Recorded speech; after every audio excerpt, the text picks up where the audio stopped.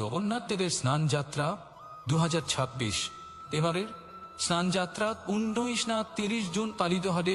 এই স্নান যাত্রা সঠিক তিথি, মাহাত্ম্য, ব্রতকথা ও পূজার সম্পূর্ণ নিয়ম জানতে এই ভিডিও সম্পূর্ণ দেখুন। জয় জগন্নাথ।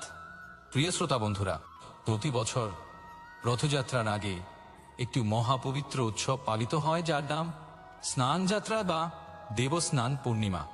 কিন্তু 2026 সালে অনেকের মনে একটি প্রশ্ন ঘুরপাক খাচ্ছে, জগন্নাথ দেবের স্নান যাত্রা কি 29 জুন নাকি 30 জুন?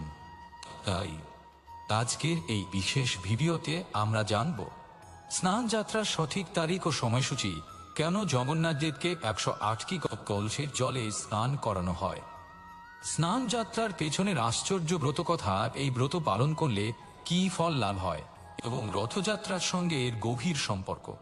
তাই ভিডিওটি শেষ পর্যন্ত দেখুন, কারণ শেষের দিকে আমি বলবো এমন একটি গোপন তথ্য যা অধিকাংশ ভক্তই জানেন না। চলুন শুরু করা যাক। এই বৎসর স্নান যাত্রা কবে? প্রথমেই জেনে নেওয়া যাক সবচেয়ে গুরুত্বপূর্ণ প্রশ্নের উত্তর।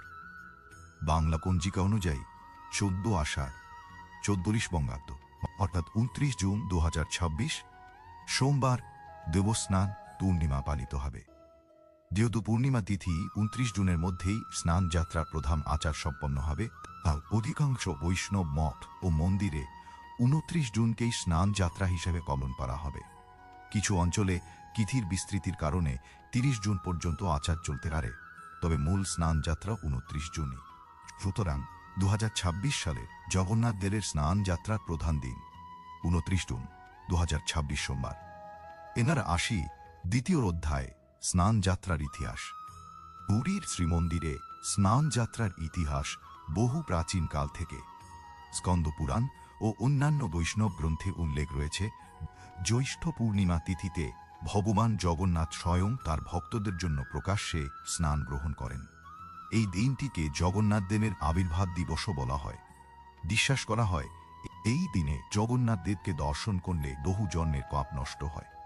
শুধু তাই নয়, যারা স্নান যাত্রা দর্শন করেন তারা অশ্বমেধ যজ্ঞের সমান পুণ্য লাভ করেন বলে পুরাণে বর্ণিত আছে। এবার আসি মূল বিষয়, যেটা হলো 108টা কলসের জলের রহস্য নিয়ে অনেকের মনে প্রশ্ন জাগে। কেন 108টি কলসের জল ব্যবহার করা হয়? সংখ্যা 108 হিন্দু ধর্মে অত্যন্ত পবিত্র। 100টি উপনিষদ, 108টি দিব্য নাম, 108টি দানার জপমালা। তাই এই 108 কলস জল দিয়ে জগন্নাথ, বলভদ্র ও সুভদ্রাকে স্নান করানো হয়। আর এই জল আনা হয় বিশেষ পবিত্র কূপ থেকে। এই জলের সঙ্গে চন্দন, কর্পূর, সুগন্ধি ফুল এবং বিভিন্ন পবিত্র দ্রব্য মেশানো হয়। এরপর বৈদিক মন্ত্রোচ্চারণের মধ্যে দিয়ে শুরু হয় মহাস্নান। চলুন এবার স্নান যাত্রার ব্রতকথা নিয়ে কিছু আলোচনা করি। এক সময় মালব দেশের এক ধর্মপরায়ণ ব্রাহ্মণ ছিলেন। তিনি ছিলেন অত্যন্ত দরিদ্র, কিন্তু ভগবান বিষ্ণুর একনিষ্ঠ ভক্ত। একদিন এক মহাপুরুষ তাকে বললেন, জ্যৈষ্ঠ পূর্ণিমার দিনে ভগবান জগন্নাথের স্নান যাত্রা দর্শন করো। ব্রাহ্মণ বহু কষ্ট করে পুরীতে পৌঁছালেন। সেখানে তিনি ভগবানের মহাস্নান দর্শন করলেন। সেই রাতে স্বপ্নে ভগবান জগন্নাথ তাকে দর্শন দিয়ে বললেন, হে ভক্ত, তোমার সমস্ত দুঃখ দূর হবে।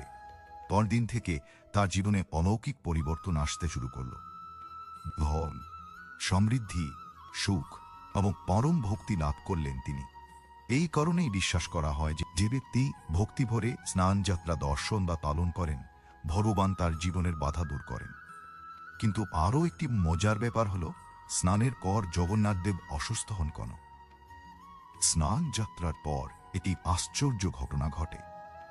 108 কলস জলে মহাস্নানের পর জগন্নাথ দেব অসুস্থ হয়ে পড়েন বলে বিশ্বাস করা হয়। এটি বলা হয় অনশর বা অনবাসর।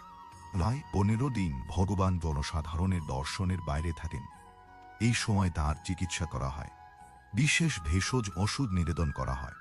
ভক্তরা সরাসরি দর্শন পান না। এই সময় ভগবান যেন মানুষের মতোই লীলা করেন এবং শেষে ভক্তরা নবযৌবন দর্শন করেন।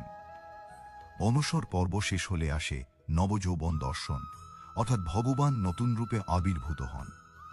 হাজার হাজার ভক্ত এই দর্শনের জন্য অপেক্ষা করেন। এরপরই শুরু হয় বিশ্ববিখ্যাত রথযাত্রা। যদি আপনি স্নানযাত্রা ব্রতের নিয়ম পালন করতে চান, যারা ঘরে বসে ব্রত পালন করতে চান, সকালে স্নান করে পরিষ্কার বস্ত্র পরিধান করুন, জগন্নাথ দেবের ছবি বা মূর্তি স্থাপন করুন, ফুল, তুলসী, ফল ও মিষ্টি নিবেদন করুন এবং এই মন্ত্র জপ করুন, ও নম ভগবতে বাসুদেবায়। 108 বার জপ করলে বিশেষ ফল লাভ হয়। সারাদিন নিরামিষ ভোজন করুন, সন্ধ্যায় আরতি ও কীর্তন করুন। স্নানযাত্রার কিছু মাহাত্ম্য আছে। স্কন্দ পুরাণে বলা হয়েছে, যিনি স্নানযাত্রা বর্ষণ করেন তিনি বহু জন্মের পাপ থেকে মুক্তি লাভ করেন, রোগ শোক দূর হয়, পারিবারিক অশান্তি কমে, ভক্তি বৃদ্ধি পায় এবং মৃত্যুর পর বৈকুণ্ঠ লাভের পথ সুগম হয়। সেই কারণে লক্ষ লক্ষ ভক্ত প্রতি বছর এই উৎসবের জন্য অপেক্ষা করেন। তো ভক্তবৃন্দরা, আজ আমরা জানলাম 2026 সালের জগন্নাথ দেবের স্নানযাত্রা কবে, কেন 108 কলসের জলে মহাস্নান করানো হয়, এর মাহাত্ম্য, ব্রতকথা এবং পূজার নিয়ম। আপনি যদি জগন্নাথ দেবের ভক্ত হন তাহলে কমেন্টে লিখুন জয় জগন্নাথ। ভিডিওটি ভালো লাগলে লাইক করুন, বন্ধুদের সঙ্গে শেয়ার করুন এবং আমাদের চ্যানেলটি সাবস্ক্রাইব করতে ভুলবেন না। পরবর্তী ভিডিওতে আমরা আলোচনা করব রথযাত্রার অজানা রহস্য ও জগন্নাথ দেবের অলৌকিক কাহিনী। সকলের জীবনে মহাপ্রভু জগন্নাথ দেবের কৃপা বর্ষিত হোক। জয় জগন্নাথ।